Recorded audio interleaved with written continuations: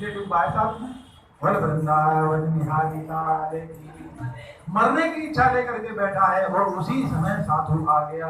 सन्यासी आया तो सन्यासी ने सन्यासी को देख करके उसको लगा कि मेरी समस्या का समाधान अब हो सकता है, अब हो सकता है। इसलिए चरणों में गिर पड़ा, रोने लगा, महाराज महाराज। अब सन्यासी ने पूछ लिया, कथम रोदसी विप्र तम गाते चिंता बली ऐसी, कि तुम्हारे मन में ऐसी कौन सी चिंता है जिसके कारण तुम इतना रुदन कर रहे हो, जो भी तुम्हारी चिंता है वो मुझसे कहो। तब कहा, महाराज मैं अपने पितरों को जब कोई जल देता हूँ तो वो उस जल को गर्म करके पीते हैं, अर्थात दुखी होकर के स्वीकार करते हैं। क्यों? क्योंकि मेरे यहाँ संतान नहीं है।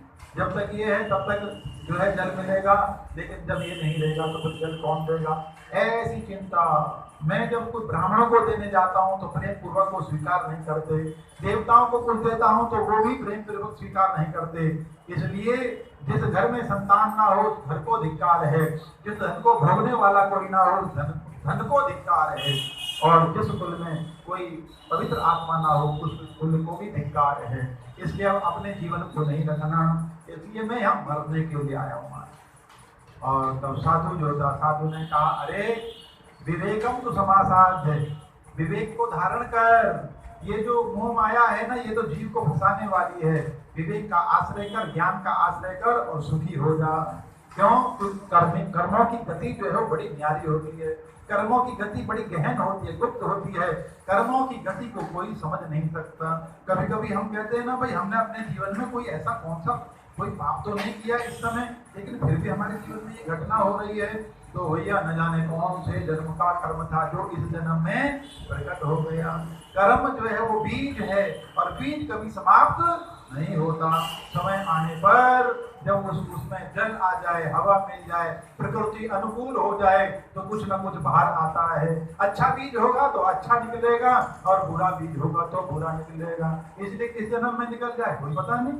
इसलिए साधु ने कहा, कर्मों की गति बड़ी गहन है, संतान नहीं है तो नहीं है, सुखी हो जा। लेकिन वो मानने को तैयार नहीं हुआ।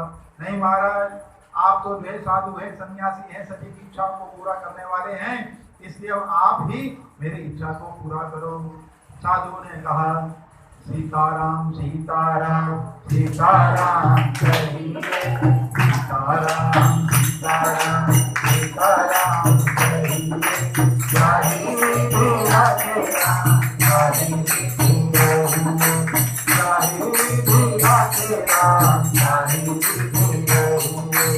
सीताराम सीताराम सीताराम कहिए, जाहि विधि राखे राम, जाहि मुख में हो राम नाम, राम सेवा हाथ में, मुख में हो राम नाम, राम सेवा हाथ में।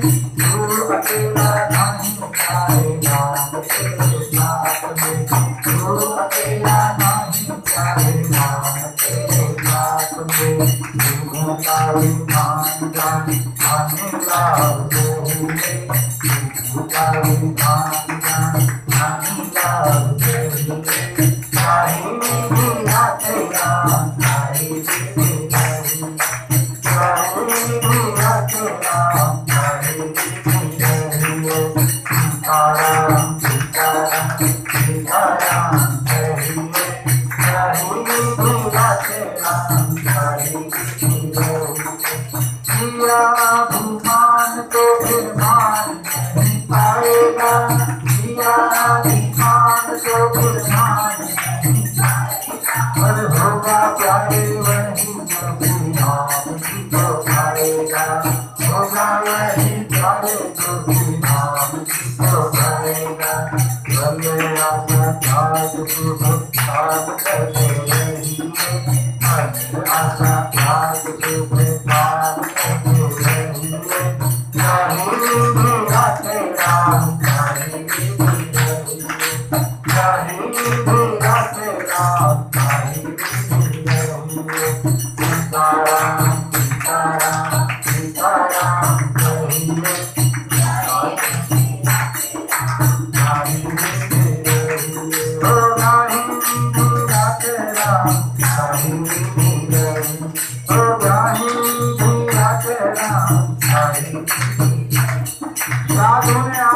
समझाया कि उद्योग करना चाहिए, परिश्रम करना चाहिए, इच्छा रखनी चाहिए, इच्छा के प्रति समर्पित होना चाहिए, लेकिन फिर भी इच्छा पूरी ना हो तो फिर ये सूत्र जीवन में धारण कर लो। सीताराम कहिए और जाहि विधि राखे राम ताहि विधि रहिए। क्यों? क्योंकि इस जगत के अंदर जो कुछ भी है वो कभी साथ जाने वाला नहीं है, सबकी अपनी अपनी सीमाएं माना। साथी हैं मित्र गंग के जल बिंदु पान तक। अगर गंगा जी जाएंगे तो जितने भी साथ में गए हैं केवल जल बिंदु पान तक स्नान किया, पान किया और उसके बाद सब अपने अपने जगह अपने अपने स्थान को। तो साथी हैं मित्र गंग के जल बिंदु पान तक, अर्धांगिनी पड़ेगी तो केवल शमशान, केवल मकान तक। परिवार के सब लोग चलेंगे शमशान तक, बेटा भी हक निभाएगा तो अग्निदान तक। इससे तो आगे, अब उसके आगे क्या होगा? फिर अकेले जाना पड़ेगा, सब कुछ यही छूट गया, अपना शरीर भी यही छूट गया। इससे तो आगे भजन ही है साथी, हरि के भजन बिन अकेला रहेगा। इससे तो आगे भजन ही है साथी, हरि के भजन बिन अकेला रहेगा। रे मन ये 2 दिन का मेला रहेगा, कायम न जग का झमेला रहेगा।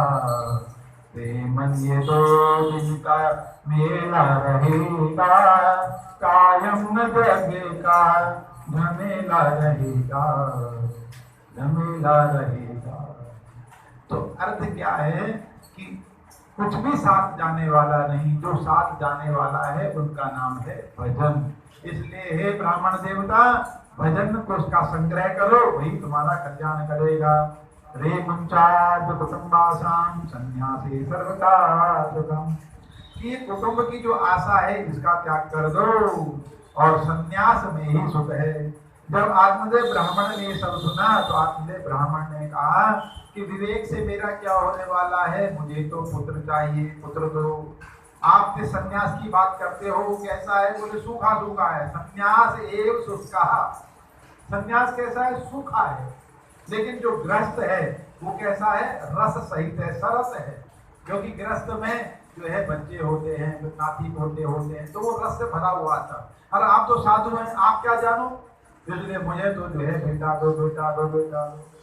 आज समझ गए कि भाई ये तो संसार का ही है, ये तो संसारी ही है, तो इसलिए संसार को ही मांगेगा। इसलिए एक फल उसको दे दिया और फल दे करके कहा कि भाई इसको ले जा करके अपनी पत्नी को खिला देना। कुछ नियम जीवन में धारण करने पड़ेंगे, उसको अवश्य ही पुत्र की प्राप्ति होगी। आज में ब्राह्मण जो था बड़ा प्रसन्न हुआ, सीधा दौड़ करके घर पहुंचा, पत्नी को फल दे दिया, ये फल को खाओ और तुम्हें संतान की प्राप्ति होगी। धुंधली के हाथ में फल तो आ गया, लेकिन धुंधली जो थी वो पुत्र तो चाहती है, लेकिन पुत्र प्राप्ति में जो कष्ट होते हैं, संतान की प्राप्ति में जो कष्ट उठाने पड़ते हैं, उन कष्टों को वो सहना नहीं चाहते। कहा महाराज मैंने अभी स्नान नहीं किया है, इसलिए पहले नहाऊंगी, धोऊंगी, भगवान के सामने दीपक जलाऊंगी, उनके सामने फल को रखूंगी, उसके बाद खाऊंगी। ब्राह्मण देवता ने कहा हाँ ये ठीक है। जबकि साधु ने कहा था कि खिला देना, तो चाहिए था खिला देते, लेकिन दे दिया और स्वयं कहीं और चले गए। अब धुंधली जो थी उसके हाथ में फल है और उसी समय पड़ोसन आ गई। महाराज पड़ोसन ने पूछा अरे ये तेरे हाथ में फल? बोले हाँ कोई साधारण फल नहीं है, ये साधु का दिया हुआ फल है और इसको फल को मैं खाऊंगी तो मुझे संतान की प्राप्ति होगी। तो बोले अच्छी बात है, तेरे यहाँ संतान नहीं है, इस फल को खा ले। लेकिन कहती है फल मैं इस फल को खाऊंगी तो मेरे उदर की वृद्धि होगी। स्याद गर्भेणो उदर वृद्धिता, उदर बढ़ेगा और स्वल्प भक्षम ततोर शक्ति, कि भोजन मेरा जो है वो कम हो जाएगा और जो शक्ति है वो भी कम हो जाएगी। गृह कार्यम कथम भवे, फिर मैं जो घर का काम धंधा है वो सब कैसे होगा? और कहीं गांव में डाकू आ गए तो सब तो भाग जाएंगे और मैं भाग नहीं पाऊंगी। तो और फिर ये तो साधु का दिया हुआ फल है, तो मैंने तो सुना है सुखदेव जी महाराज अपनी माता के गर्भ में 12 वर्ष तक रहे थे। साधु का दिया हुआ फल है, ये गर्भ में ही रह गया तो मरणम भवित, मेरा तो मरना हो जाएगा। पड़ोसन ज्योति उसने कहा अब तुझे खाना तो खा, नहीं खाना तो घर में जा। और ऐसा कह करके ज्योति वो चली गई।